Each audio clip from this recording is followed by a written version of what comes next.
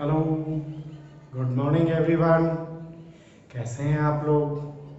आज हम डिस्कस करने वाले हैं problem based on Coulomb's law. Coulomb's law बहुत ही इम्पोर्टेंट पॉइंट है इसमें, और इससे रिलेटेड प्रॉब्लम्स हर बार NEET, JEE, NDA like exams में पूछी जाती हैं। तो आपको बहुत ही ध्यान से और अच्छे से समझना है। हम हर मेथड के हम टाइप ऑफ प्रॉब्लम्स करेंगे ताकि आपको हर एक टाइप का क्वेश्चन आए, उससे रिलेटेड क्वेश्चन आए।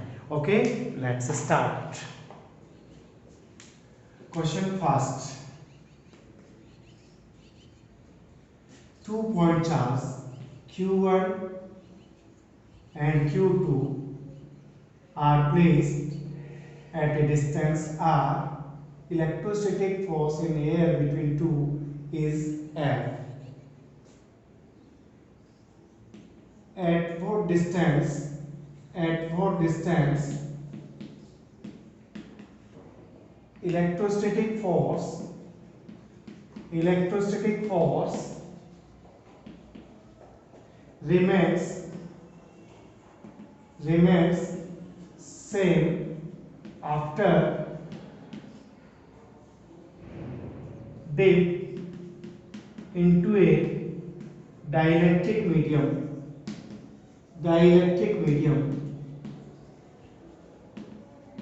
of dielectric constant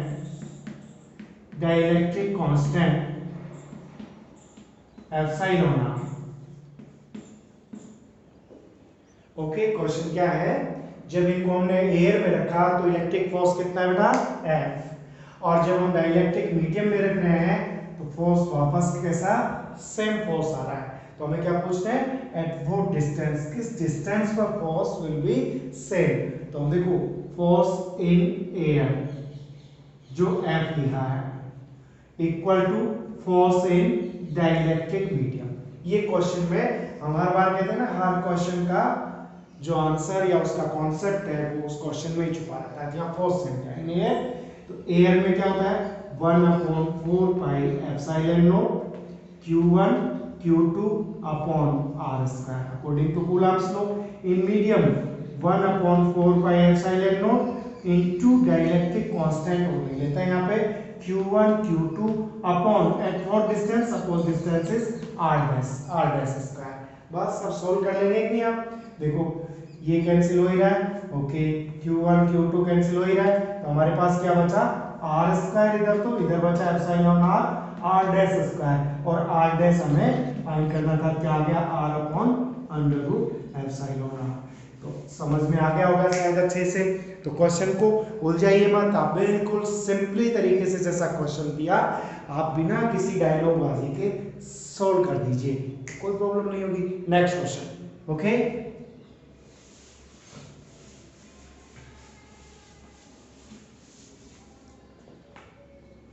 suppose two identical bodies of same material A and B have charge Q।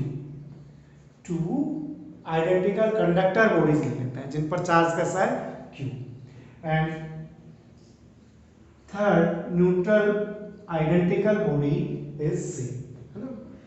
One A B C are conductors body और कैसे हैं? सेम साइज के हैं। Okay, when A and B are placed at a distance r, the electrostatic force is F.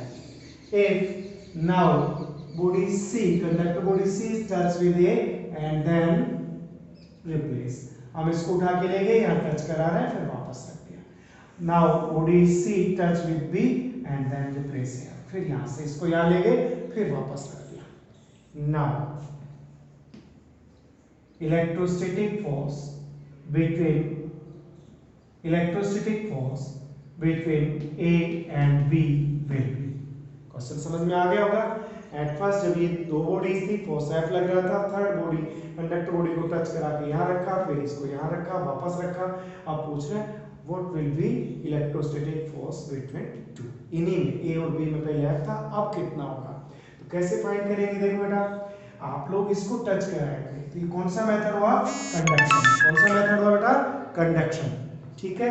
Conduction method में जब दोनों को touch कराएंगे तो देखो यहाँ चार्ज कितना था Q, यहाँ चार्ज न्यूट्रल था, अपॉन 2 इक्वल डिस्ट्रीब्यूट होगा। नाउ Q/2 एंड Q/2 जब यहाँ से सेपरेट करके ले आए तो आपके पास चार्ज आ गया Q2।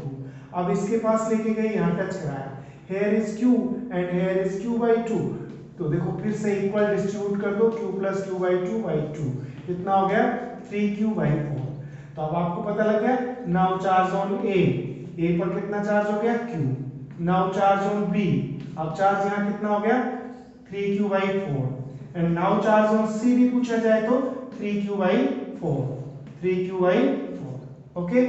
फोर्स पहले कितना था F का मतलब K Q1 Q2 upon R², clear. अभी फोर्स कितना हुआ K Q1 कितना हो गया Q/2, Q2 कितना हो गया 3Q/4 अपॉन R² डिस्टेंस से। F डैश इक्वल टू देखो 3/8 into KQ² upon R², it means 3/8F।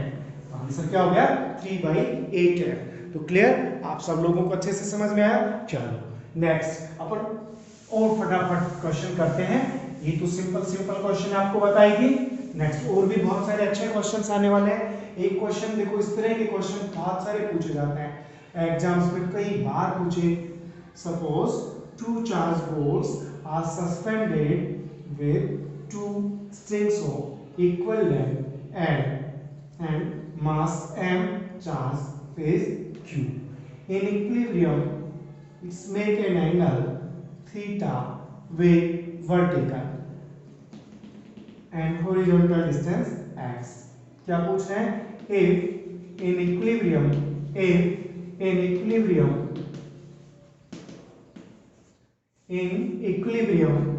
theta is very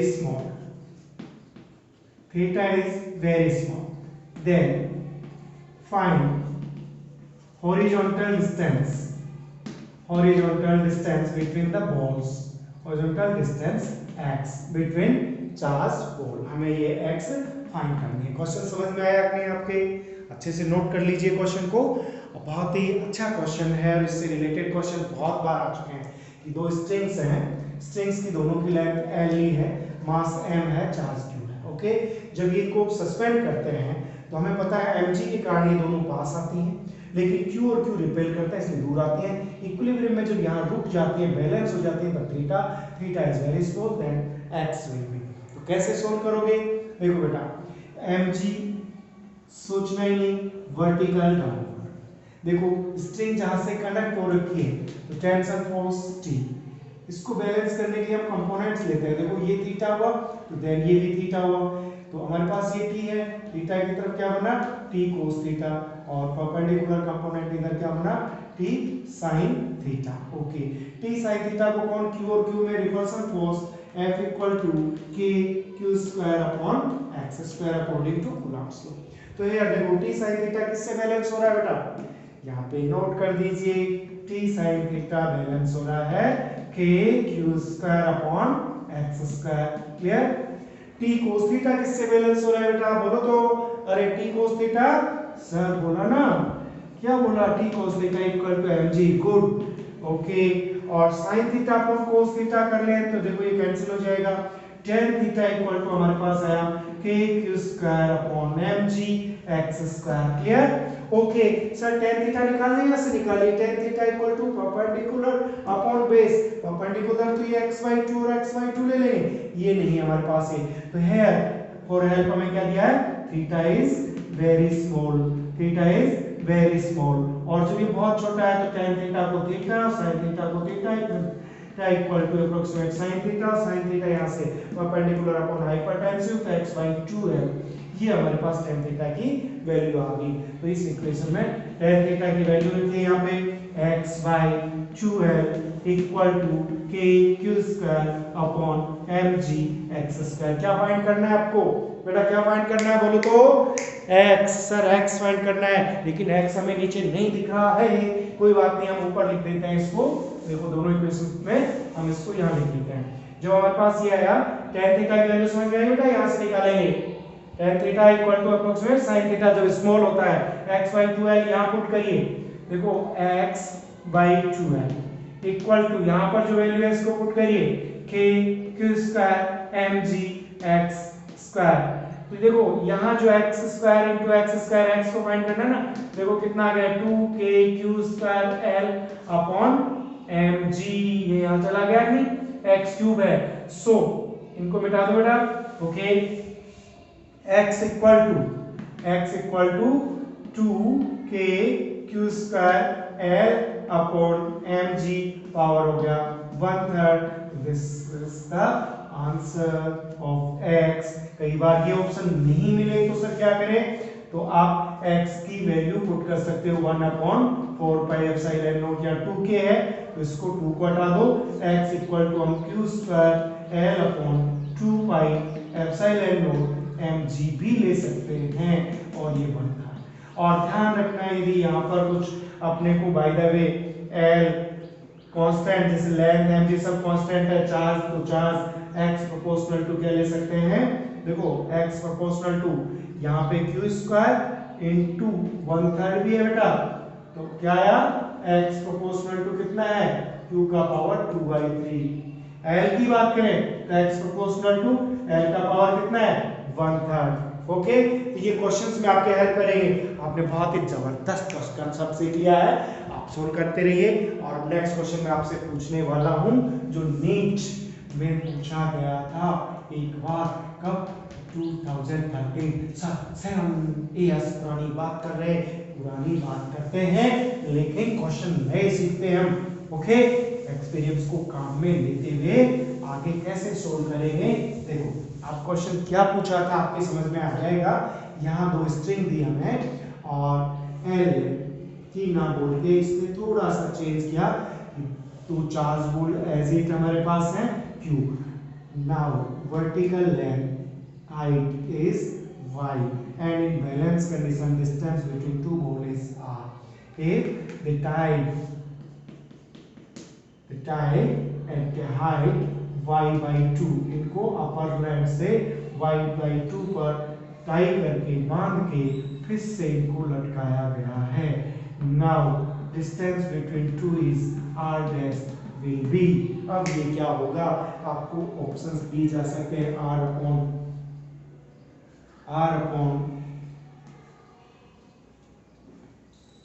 2,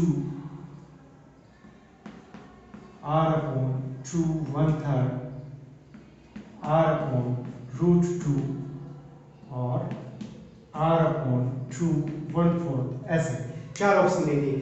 तो विच वन इज करेक्ट, आपका ये पोस्ट करके क्वेश्चन समझ में आ गया कि हमने पहले इसको बैलेंस किया, दो इक्वल लेंथ की स्ट्रिंग से, अब स्ट्रिंग को यहाँ से बांधा, ओके छोड़ दिया, तो अब ये r डैश कितना होगा ये हमसे पूछा है। तो आपने देखा कि स्ट्रिंग को बांधने से सिर्फ और सिर्फ y चेंज हुई है, ना इसके चार्ज और मास चेंज हुए। क्या बताओ, जब हम डोरी को बांध देंगे चार्ज चेंज हुआ, नो सर, मास चेंज हुआ, नो सर, फिर क्या चेंज हुआ, सिर्फ वर्टिकल हाइट y चेंज हुई है। तो हम क्यों करेंगे, हमने अभी क्वेश्चन सीखा ना, वर्टिकल हाइट के साथ x का फॉर्मूला क्या था, q square l upon 2 pi epsilon not mg, power कितना आया था 1/3। मैंने कहा ना ये फॉर्मूला बहुत ही काम का है।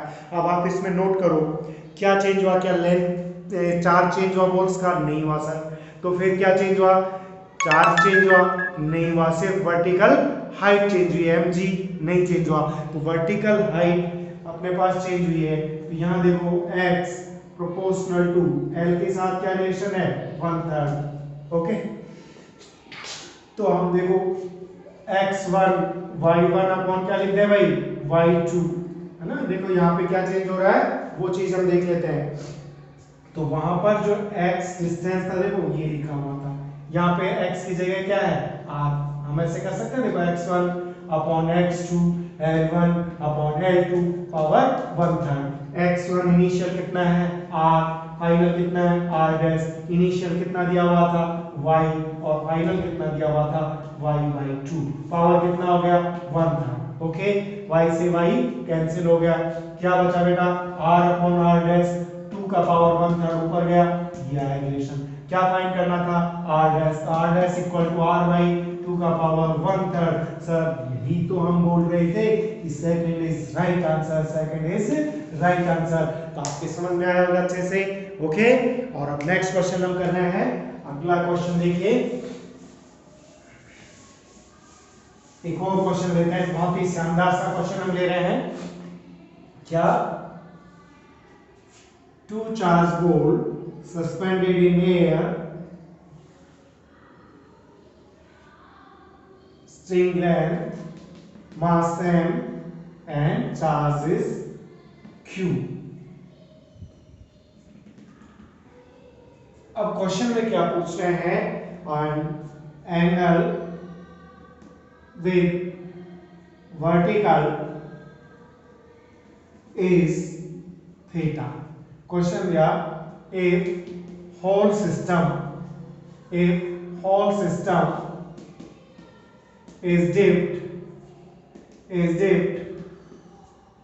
into a dielectric liquid of dielectric constant K, then if angle with vertical remains same, then what will be magnitude of dielectric constant K। Hello, question समझ लीजिए। पहले कहाँ रखा है, एयर में रखा है, और एंगल कितना बना रहा है, थीटा। फिर हमने इसको होल सिस्टम को किस में डिप किया, डाइलेक्ट्रिक मीडियम में। डाइलेक्ट्रिक मीडियम में लटकाने के बाद भी कह रहा है एंगल सेम रहे, what is the dielectric constant of medium. आई क्या बात समझ में। क्वेश्चन ट्राई कैसे ट्राई करेंगे, आप देखो, पॉज करके ट्राई कर लीजिए, हम इधर ट्राई कर लेते हैं।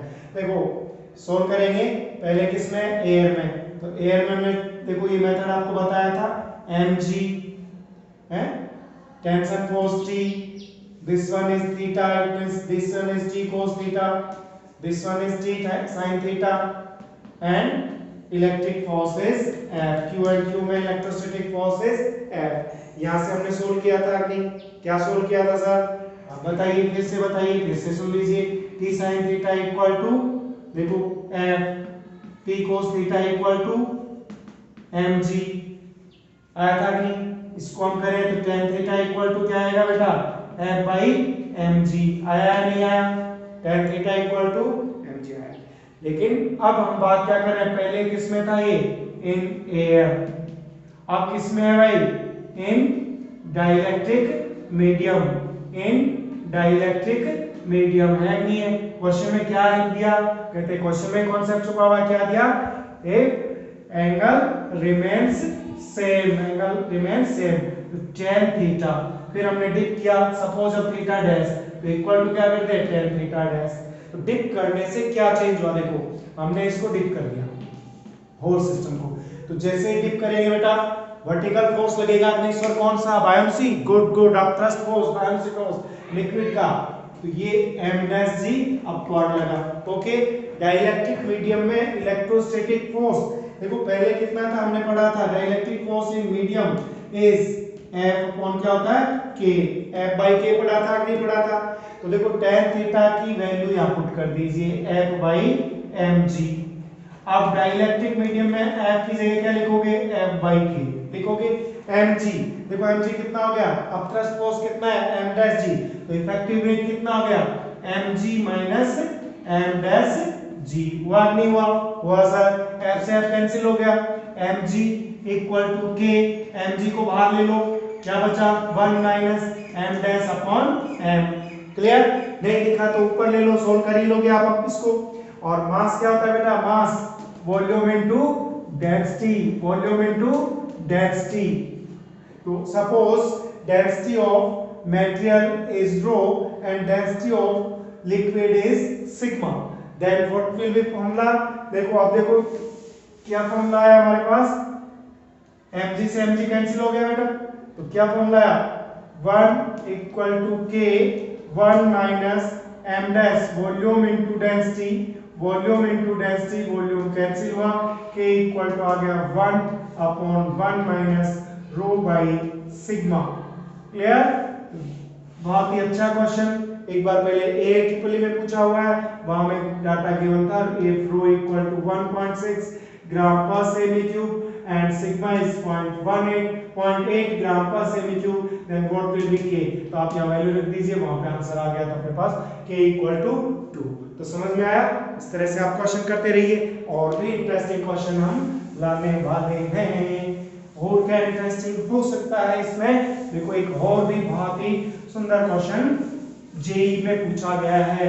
कौन सा क्वेश्चन पूछा गया है? देखो ये बिल्कुल ही यूनिक क्वेश्चन था बेटा। हम करते रहे जेई ने क्या पूछा? if charge of balls begins leakage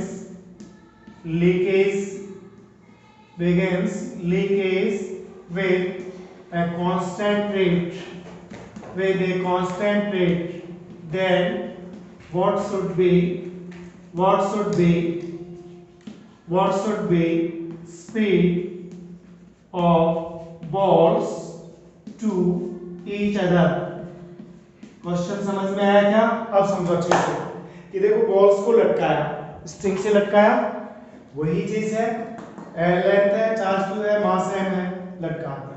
अब क्या कह रहे हैं? ये बैलेंस हो गया, लेकिन बैलेंस होने के बाद चार्ज एक कांस्टेंट रेट से लीकेज हो रहा है धीरे धीरे चार्ज, जैसे 10 कूलम था, 9 कूलम, 8 कूलम, 7 कूलम, है ना। इसकी कांस्टेंट रेट से जैसे लीक होगा तो रिपल्सन बढ़ा कम हुआ? सर रिपल्सन तो कम ही होगा ना, चार्ज कम हो रहा है। बिल्कुल गुड। तो रिपल्सन कम हो रहा है तो देखो ये क्या होंगे? दूर जाएंगे, पास आएंगे? सर पास आएंगे। ओके, धीरे धीरे पास आ रहा है। सपोज स्पीड इज v, तो हम पूछ रहा है what should be speed to each other, इनके पास आने की स्पीड क्या होगी? यही तो क्वेश्चन है।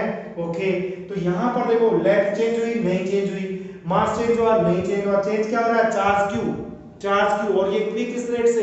कांस्टेंट रेट से। सर ऐसे क्वेश्चन तो हमने किए ना, हमने फॉर्मूला ड्राइव किया ना। गुड, बताइए कौन सा formula? q² L/2 pi epsilon mg। अब इसको बार-बार ड्राइव थोड़ी करेंगे, 1/3। ये समझ में आया? L is constant, m is constant, 2 pi epsilon 0, q change हो रहा है, तो q के साथ रिलेशन क्या है? x प्रोपोर्शनल टू, देखो q² into 1/3।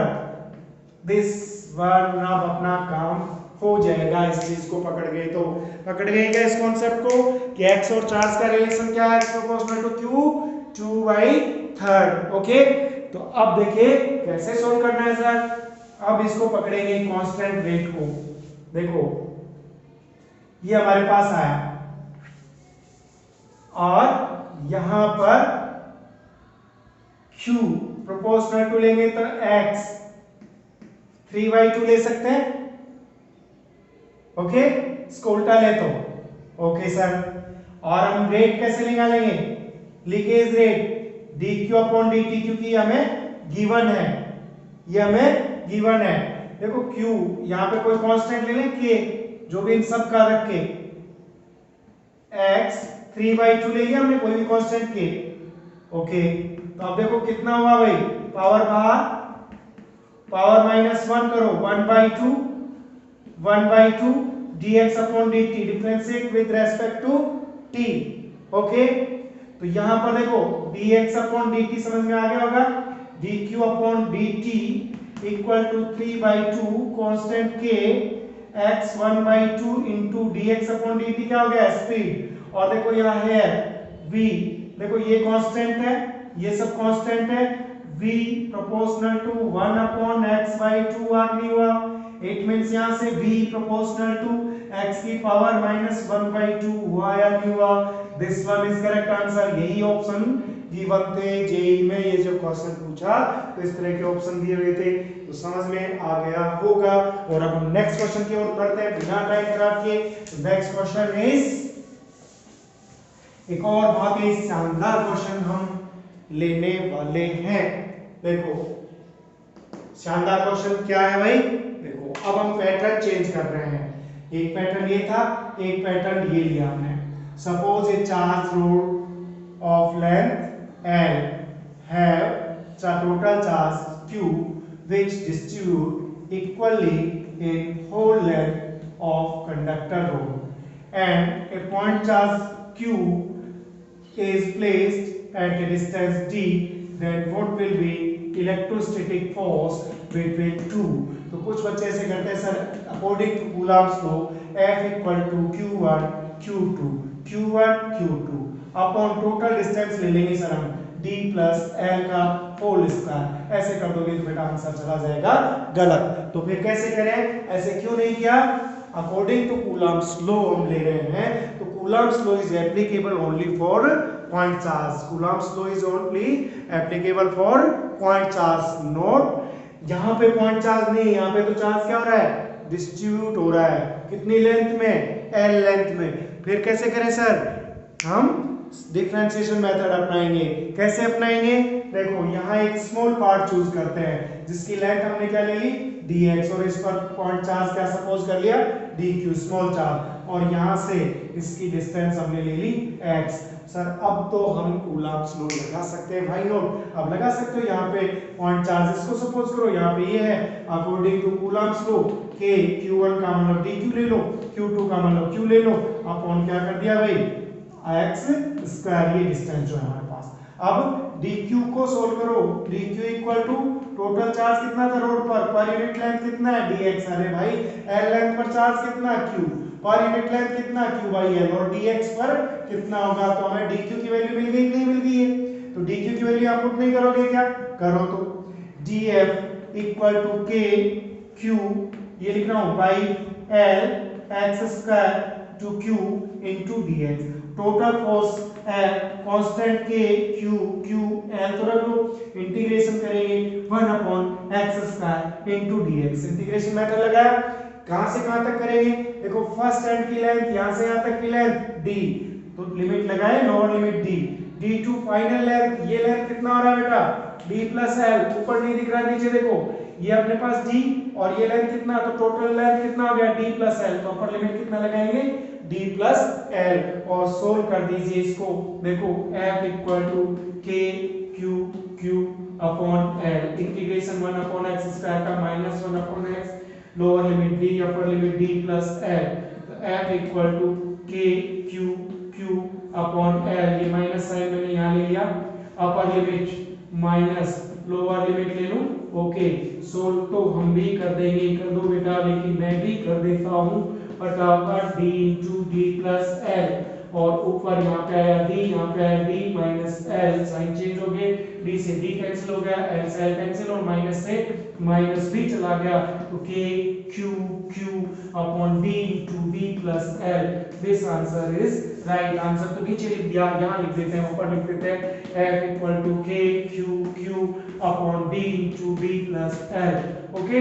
तो आपके मेथड समझ में आ गया, तो आंसर भी समझ में आ जाएगा, आप लोग इसको नोट कर लीजिए अच्छे से। तो अभी नेक्स्ट पार्ट में हम फिर से problems based on Coulomb's law part 2 next lecture में आने वाला है, देखते रहिए। Thank you so much, have a nice day, okay.